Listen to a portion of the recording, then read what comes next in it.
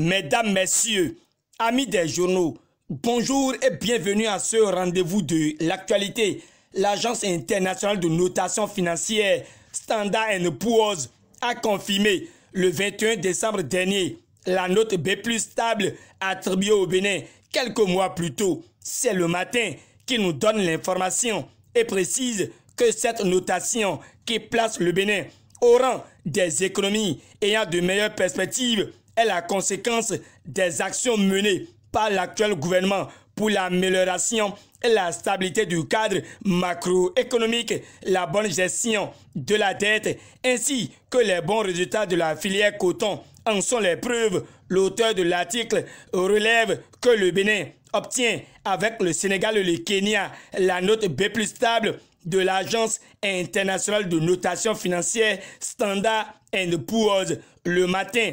Avant de finir avec cette actualité, étale que Standard & Poor's anticipe une amélioration progressive de la situation financière globale du Bénin au cours des prochaines années. Ainsi, au niveau des finances publiques, le journal fait savoir que Standard & Poor's prévoit une diminution progressive du déficit budgétaire qui s'établira à 4% du produit intérieur brut. La notation B+ donnée par Standard & Poor's au Bénin impressionne Nord-Sud Quotidien qui n'y voit qu'une confirmation de la situation économique enregistrée par Patrice Talon. L'informateur Bénin Intelligent et d'autres journaux apprécient la reconnaissance mondiale des prouesses de l'économie béninoise qui promet un futur plus meilleur. Oui, c'est pour un futur meilleur que le Bénin a conclu un prêt de 83 milliards de francs CFA et la nation relève, selon les propos de Romilade Ouadani, que ce prêt permettra de faire de grandes avancées sociales cette année. Pour le Télégramme, c'est le projet de l'assurance pour le renforcement du capital humain, Arche, qui consommera cette somme. Le journal de Étienne Ouessou félicite le gouvernement Talon qui arrive à trouver les thèmes les plus favorables avec pour base les instruments innovants proposés par les institutions financières internationales. Le Bénin est de plus en plus crédible auprès des investisseurs étrangers, souligne l'actualité, avant de préciser que cet emprunt bénéficie d'une garantie partielle de la Banque mondiale à hauteur de 40% du principal. Le confrère relève que le prêt porte une marge d'intérêt inférieure à 3,5% pour une maturité de 12 ans. Heureux que les projets sociaux soient une priorité. L'actualité donne lecture du communiqué de presse du ministère des Finances par rapport à la mobilisation des 83 milliards de francs CFA pour le projet H par le gouvernement Talon. Le matinal s'installe à présent avec les informations relatives à la vulgarisation des tests par les progressistes et les républicains avec les photos du ministre Abdoulaye Biotchane et celle d'Idji Kolawole. Le défi d'une génération relate que la mouvance se déploie sur le terrain dans les lignes de l'imprimé. Nous comprenons que Idji Kolawole a installé sa machine de guerre à Kétou. Pendant ce temps, Justin Agboyete teste sa popularité dans la 20e circonscription électorale, mais déjà les 5e et 6e circonscriptions électorales sont conquises à Dogbo. Le matinal nous fait savoir que David Baoumba baigne dans une mobilisation sans faille. Dans la 15e circonscription électorale, la Nouvelle Gazette applaudit les artisans qui épousent la vision du bloc progressiste. À en croire le journal de Gabin Assogba, c'est depuis la base d'appui d'Akpakpa où s'est tenue une séance de travail le samedi dernier que les participants ont salué la démarche du docteur Sedami Medegan Fagla, puis remercier le chef de l'État pour le lancement du projet H. De la 15e circonscription électorale, la Nouvelle Gazette nous conduit dans les 9e et 10e circonscriptions électorales où il y a eu tournée du bloc républicain. Dans ces colonnes, l'imprimé insiste sur l'appel de Lucie Coudérin à la grande mobilisation autour du bloc républicain. Dans l'arrondissement de Deïna, c'est la mise en service des lampadaires qui reste une préoccupation du journal Le Béninois Libéré, qui voit l'honorable Robert Gnan comme une luciole pour les populations, toujours politiques, et Le Béninois Libéré fait un décryptage des propos d'Azanaï. Dans le même temps, le Nouvel Observateur accorde quelques lignes aux actualités afférentes aux législatives du 28 avril 2019.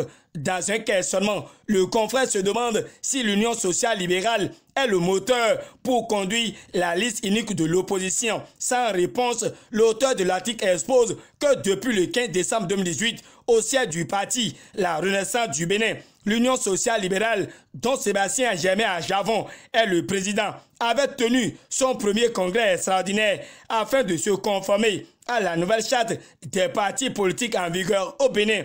À cette occasion, nombre d'importantes décisions de partis ont été présents, tels la RB, le PSD, le MADEP, le PCB, la Force Clé, le Nationaliste, le MECA, UDD ou le GED, le PLP et le PPP et autres ont décidé de se mettre aux côtés de l'Union sociale libérale et de mener désormais l'animation de la vie politique nationale avec lui, tout en signalant que le premier pôle de l'opposition venait ainsi d'être mis sur les fonds baptismaux. Le Nouvel Observateur rassure d'un pas décisif vers l'union de l'opposition. Conscients des enjeux actuels, ils sont décidés de faire table rase du passé et de consentir à des concessions pour la bonne cause. L'Audace Info clame que malgré la traque indigne de la bande à candidat Zanaï contre la vraie opposition au Bénin,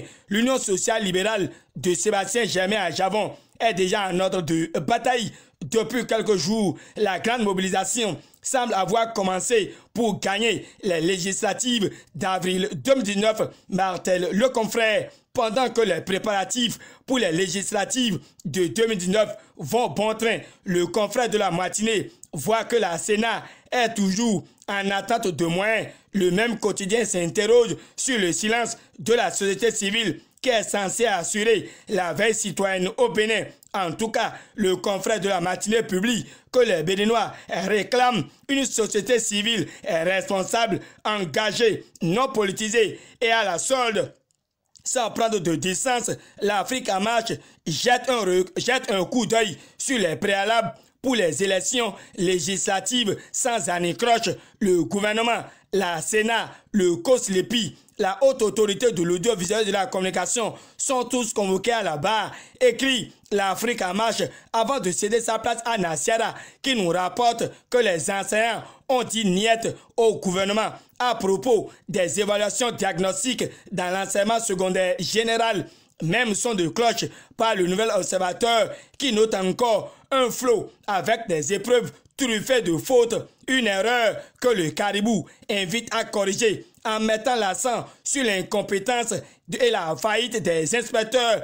Le même confrère attire l'attention de tous sur les stratégies de communication des blocs autour de Patrice Talon. Éviter d'envoyer les seconds couteaux pour défendre le pouvoir avec approximation, écrit le Caribou en manchette. Le Télégramme revient par ici et nous annonce qu'après le limogeage du commissaire de Sémécraqué, on vous consent et tout le personnel pour des raisons liées à une affaire de rançonnement. C'est le commissaire Mélis Ouanou qui prend la commande, signale le Télégramme dans sa parution du jour. À Djacha News, nous abreuve des actes qui ont marqué la clôture en apothéose du Festival international de Porto-Novo, FIP.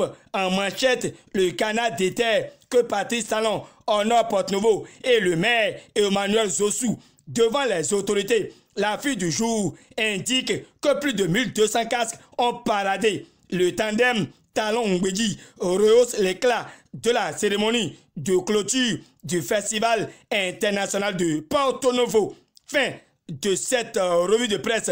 Gutenberg Sou vous remercie de l'avoir écouté. Bonne journée et très bon début de semaine à tous et à chacun. À demain pour un autre rendez-vous.